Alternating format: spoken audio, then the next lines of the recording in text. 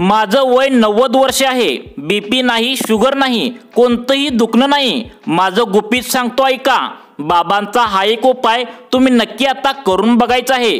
तुम्ही या ठिकाणी पाहू शकता, पायात ताकद येण्यासाठी हे 5 नियम तुम्ही आता नक्की पाळायचे आहेत। जसजसं आपलं वय वाढत जातं मित्रांनो, तसतसं आपल्या हाडामधील ताकद या ठिकाणी कमी होऊ लागते। तसेच अनेक आजार आपल्या शरीरामध्ये घर करून बसत असतात, जसे की बीपी असेल, शुगर असेल, असे भयंकर आजार आपल्या शरीरामध्ये म्हातारपणात त्यांनी घर केलेलं असतं। वाढत्या वयाबरोबर आपले पाय पण आपल्याला त्या ठिकाणी साथ देत नाहीत। म्हातारपणातील सकाळ म्हणजे सांधेदुखी आणि मुठभर गोळ्या या ठिकाणी रोजच चालू असतात। जवळपास 90% वयस्कर लोकांना गोळ्या ह्या रोजच खाव्या लागतात। त्यामुळे आम्ही एका अशा आजोबांना आज भेटलेलो आहे। त्यांचं वय आता 90 वर्ष सुरू आहे। त्यांना अजूनही बीपी नाही, शुगर नाही, पाय एकदम त्यांचे मजबूत आहेत। त्यांनी आम्हाला असं एक गुपित फॉर्म्युला आता सांगितला आहे। तो जर फॉर्म्युला तुम्ही जर वापरला तर तुम्हाला इथून पुढे पायांचा कोणताही प्रॉब्लेम येणार नाही। तुमचे पाय मजबूत इथून पुढे या ठिकाणी आता राहणार आहेत। तसेच जर तुम्हाला बीपी, शुगर असा कोणताही गंभीर आजार जर असेल आणि रोज रोज तुम्हाला गोळ्या घेऊन तुम्ही वैतागला असाल, तर तुमच्यासाठी हा व्हिडिओ अतिशय फायद्याचा या ठिकाणी आता ठरणार आहे। 90 वर्षाच्या आजोबांना कोणताही आजार नाही। त्यांनी गेले 20 वर्षापासून दवाखान्याची पायरी देखील चढलेली नाही। त्यांनी त्यांचा गुपित फॉर्म्युला आता सांगितला आहे। त्यामुळे तुमचं जर वय वर्ष 50 ते 60च्या दरम्यान असेल, तर तुम्ही या 90 वर्षाच्या आजोबांनी सांगितलेले 5 फॉर्म्युले लक्षात ठेवायचे आहे। जर तुमचं त्या ठिकाणी पाय तुम्हाला मजबूत करायचे असेल, तसेच बीपी, शुगरच्या गोळ्या तुम्हाला बंद करायच्या असतील, तर काही गुपित फॉर्म्युले आता या 90 वर्षाच्या आजोबांनी तुम्हाला आता सांगितलेले आहेत, ज्यामुळे तुमच्या शरीरामध्ये 100 वर्षापर्यंत कॅल्शियम देखील आता या फॉर्म्युल्यामध्ये त्या ठिकाणी टिकून राहण्यासाठी मदत करणार आहेत। तसेच पायामध्ये ताकद सुद्धा येणार आहे।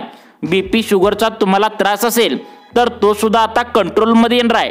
कदाचित बीपी, शुगरच्या गोळ्या देखील तुमच्या आता बंद होण्याची दाट शक्यता या ठिकाणी सांगितल्या। 90 वर्षाचे आजोबा काय म्हणतात, सर्वांनी आता लक्ष देऊन बघायचं आहे।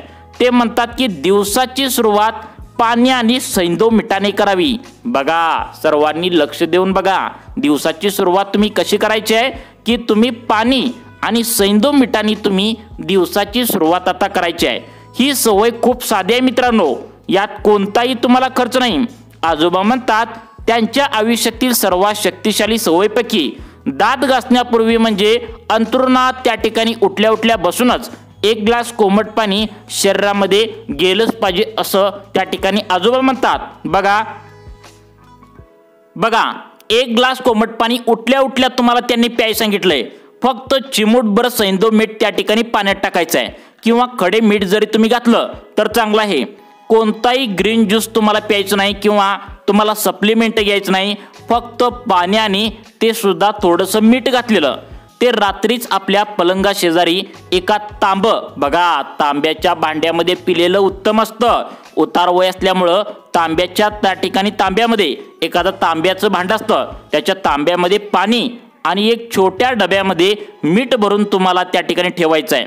त्यामुळे आता या आजोबांना अंथरुणातून बाहेर पडण्याची गरज सुद्धा नसते। तुम्ही विचार करत असाल फक्त पाणी आणि विशेष काय आहे पाण्यामध्ये, पण इथेच खरी गोष्ट आहे मित्रांनो।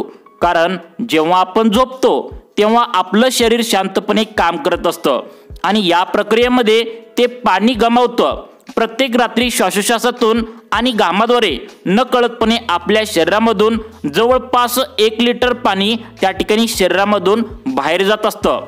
याचा अर्थ जेव्हा आपण सकाळी उठतो तेव्हा आपलं शरीर निर्जल म्हणजेच त्या ठिकाणी डिहायड्रेट झालेलं असतं आणि आपल्याला यावेळी डिहायड्रेशन म्हणजेच फक्त तहान लागणं नव्हे, तर याचा परिणाम तुमच्या सांध्यावर, स्मरणशक्तीवर, तसेच शरीराच्या संतुलनावर आणि पचनक्रियेवर या ठिकाणी या गोष्टीवर आता होत असतो।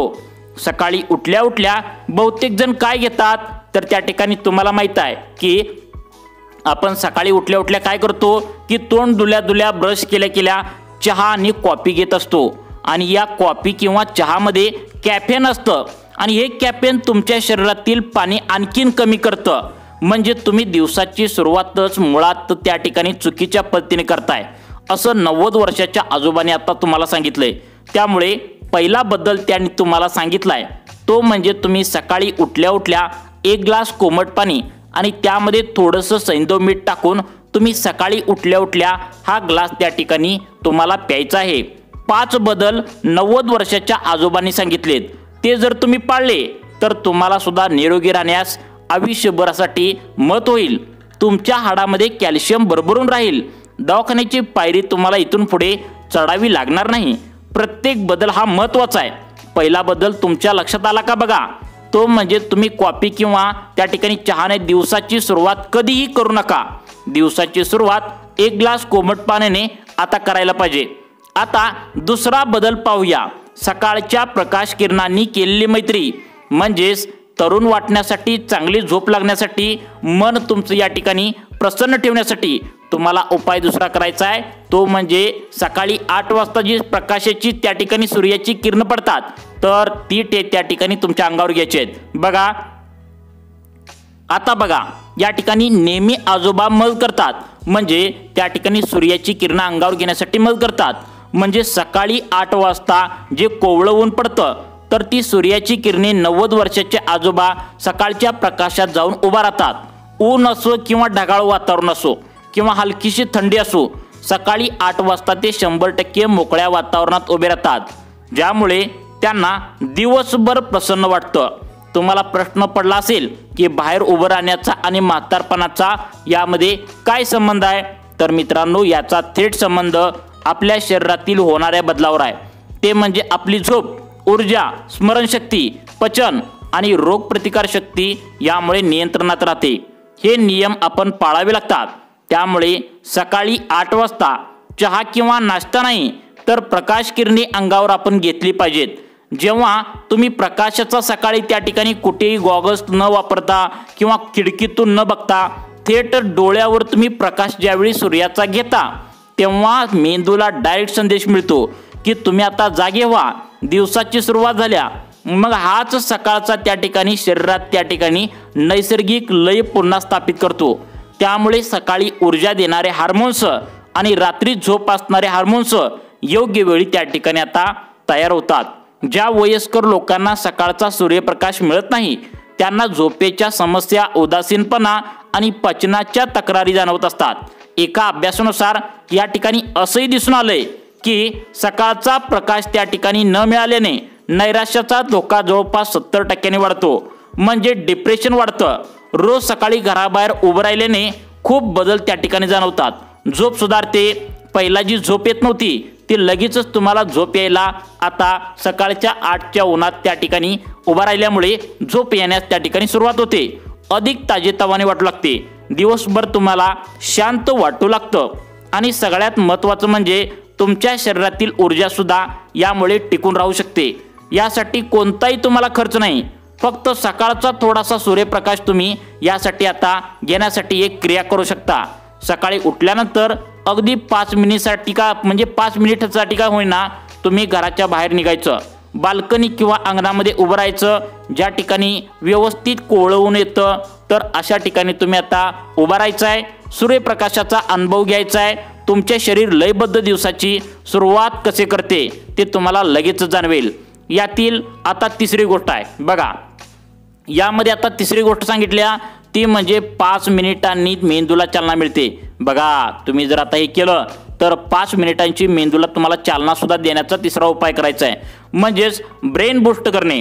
शरीर निरोगी असून काय उपयोग जर आपलं मनच त्या ठिकाणी मजबूत नसेल. मग आता तिसरा उपाय तुम्हाला मन मजबूत करण्यासाठी करायचा आहे. कोणता करायचा आहे बघा.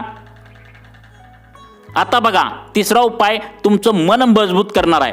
90 वर्षाच्या आजोबांनी तिसरी सवय तयार करून घेतल्या ज्याला ते 4 ते 5 मिनिटांसाठी आता मेंदूला चालना देण्याची सवय म्हणतात. कोणता व्यायाम नाही, ध्यानधारणा नाही, फक्त ते म्हणतात त्याने मेंदूसाठी 2 गोष्टी साध्य केल्या पाहिजेत.